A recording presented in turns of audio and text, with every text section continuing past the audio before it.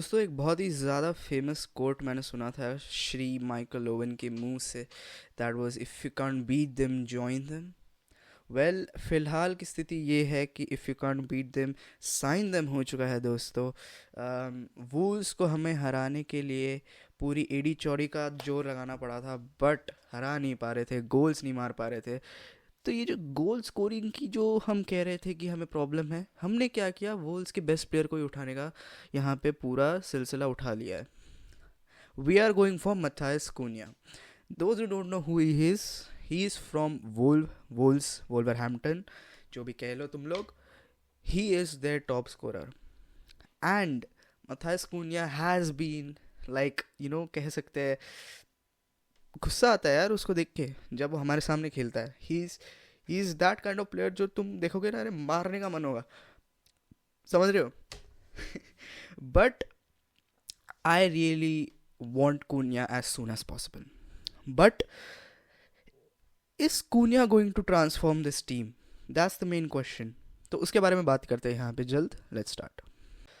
कूनिया के स्टैट्स देखने जाए तो यहाँ पे आप देख सकते हो उसने 17 गोल्स मारे हैं इस season. 17 goals, not 17 goals, 14 goal मारे हैं प्रीमियर लीग में विद 3 असिस्ट। तो बेसिकली 17 गोल्स इन्वॉल्वमेंट है in 31 appearances, which is really good because looking at our situation जहाँ हम एक भी गोल नहीं मार पा रहे, इट्स प्रीटी गुड कि यहाँ पे we are going to go for a Premier League proven player.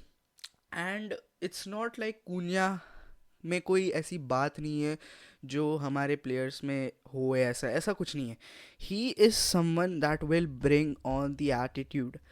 On pitch attitude we lack a lot since Ruben Amorim came in. Change हुई है, थोड़ी बहुत चीज़ें चेंज हुई है डेफिनेटली। यहाँ पे कह सकते हैं कि एक जो एटीट्यूड होता है of players towards the other players of the opposition team, वो डेफिनेटली दिखता है व्हेन दे गेट एग्रेसिव।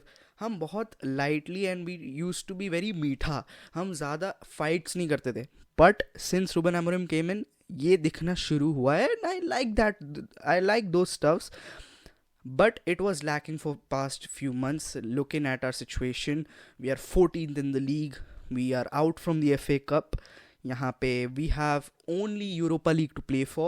तो Matthias Cunha will definitely inherit that shithousery of a player जो कह सकते हो आप, या एक attitude player जो हम प्रॉपर हमें देखनी लीडिंग फ्रॉम द फ्रंट वाली vibes they. He can definitely be that player. But what else does he bring in? He brings in the physicality, he brings in the pace, and he brings in playmaking. We desperately need a number 10 जो playmaking कर पाए। We have Mount, but Mount की एक ही दिक्कत है, he doesn't stay fit, जिसके कारण Bruno Fernandes को एक हेल्प करने वाला एक नंबर 10 नहीं मिलता है। That's the reason why we lack goals. I am not saying कि यहाँ पे हॉयलिन की कोई दिक्कत नहीं है, he is definitely a part of problem जहाँ हम गोल नहीं मार पा रहे। क्यों हम गोल नहीं मार पाए? He is one of the reasons. Taking the example of last game Wolves के सामने, we created 3 big chances, out of which 2 Hojlund के लिए थे, गर्नाचो ने पैर पे रख के दिए थे, but what happened, he completely missed it. That's why what does Kuniya brings in? Kuniya brings in दो स्पेस। जब वो खेलता है he plays right up front of that box, बहुत वॉक करता हुआ दिखेगा आपको Kuniya outside of the box looking for spaces, and he also dictates the game. वो हर एक प्लेयर को डिक्टेट करेगा, यहाँ जा यहाँ जा, he will dictate the game. And Kuniya में ये चीज़ हमने 2 साल से देखी है, ही will score goals from outside of the box as well. इस साल we have seen complete worldies of a goal from him, and I can expect it for us as well. He will and he can score from outside of the box as well. But a lot of people have this question कि यार कूनिया खेलेगा कहाँ पे, whether he is going to play as a number 10 जो left sided number 10 या inside forward कह लो, या he is going to play up front as a striker। देखो इसके लिए मेरे पास 2 आंसर्स हैं। If we don't trust Hoyland at all next season, we can definitely play him as a center forward. Stats कहती है कि यहाँ पे Cunha has played more games as a center forward in his career than inside forward, but we can definitely try and we have to play him inside forward. His playmaking skills does come into play at some point of time, and देखो it all depends on that second जो मैं point बोलने वाला हूँ, whether we are going to sign a striker or not. Currently we are linked to two players in the striker position. First is Liam Delap and second is यहाँ पे of course Victor Osimhen. Unexpected, we were not expecting these two to be the primary targets of Man United, but they are. And which of those has the most probability of happening? I think it's going to be Liam Delap. But again, वही same situation, same age as Højlund, very inexperienced. देखो एक चीज़ तो है, he is Premier League proven as well. Goals तो उसने भी मारे हैं. And can we trust him? That's the question. Can we trust Osimhen? Definitely. He has shown us that कि how many goals he scores everywhere he goes. Galatasaray में देख लो, Napoli में देख लो. He has scored a lot of goals for these two clubs. And the situation he is in, यहाँ पे वो Napoli नहीं जा सकता because of that controversies, and यहाँ पे गलतासरे भी नहीं जा सकता because गलतासरे cannot afford that guy. He is 40 million. But you might be asking, how can we afford Osimhen? The best way to afford him is to swap him with Garnacho. Napoli showed interest on January as well for Garnacho. They offered us, I think, around 50 million.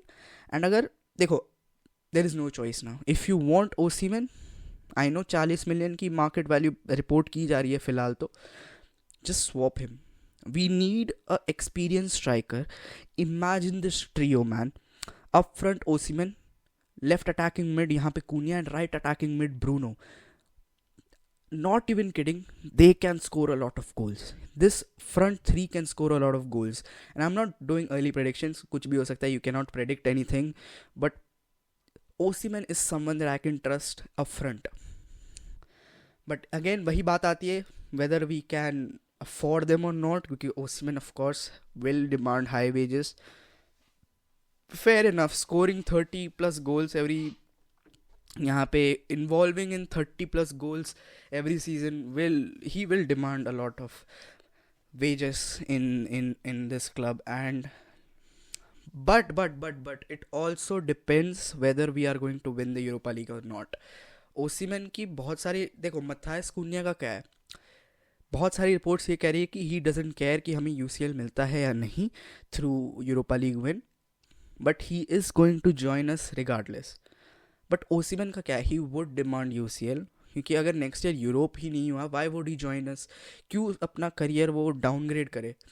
But again same situation, अगर तू Saudi जाएगा, what's the point. अगर तू Saudi ही जा रहा है, just stay here and देख भाई, तुझे कभी ना कभी तो यूरोप खेलने को मिल ही जाएगा if you stay here with United. But the main question is how are we affording these three players या these two players at least, क्योंकि अगर Delap और Cunha का duo देखने जाए तो it's going to cost us around 90 million, because Liam Delap 30 million का होगा and यहाँ पे Cunha 62.5 million का होगा. And Osimhen की बात की जाए, so these two are going to cost 100 million. How are we going to afford them? First, we are going to sell these lot of players: Rashford, Antony, Sancho, Malacia, and I think one more, if possible Casemiro and Garnacho. 7 players out for these two players. Is it worth it? देखो current situation में ना Rashford है, ना Sancho है, ना Antony है, ना Malacia है. The only players we are going to lose इन चारों के अलावा इज़ यहाँ पे Casemiro and गनाचो.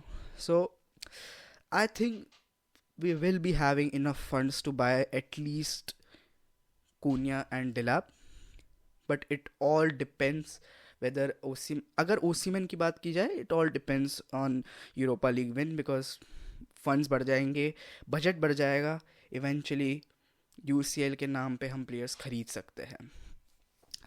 Well, that's it, that's my time. Hopefully यहाँ पे do let me know कि तुम्हारे हिसाब से कौन आएगा इस समर में इन तीनों में से, and if you think कि only Cunha will come, you can definitely say that as well. But thank you so much for watching this video.